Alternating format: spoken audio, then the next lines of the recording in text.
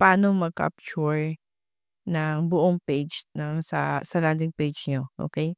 So, may ginamit pa ako na tool which is Go Full Page. So, punta ka lang po dito sa google.com and then search mo ang Go Full Page Chrome extension, this one.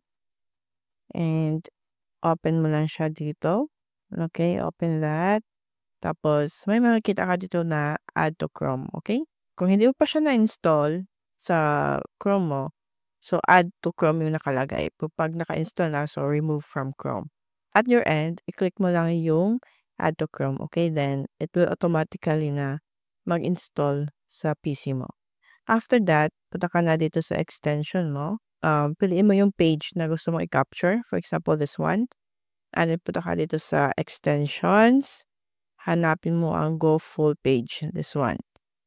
Just click that, and then you will see here, screen capture in progress. So, since mahaba nga po yung page natin, kaya medyo mahaba-haba din yung pagka-capture niya. And there you go. Also, you can download this via PDF or via JPEG or PNG. Mostly, ang pinipili ko po ay yung image or PNG para malagyan ko siya ng design inside Canva. Okay? So, ayun guys, I hope na you've learned something on this part na paano ba mag-capture or paano ba screenshot yung ginawa mo na design, no?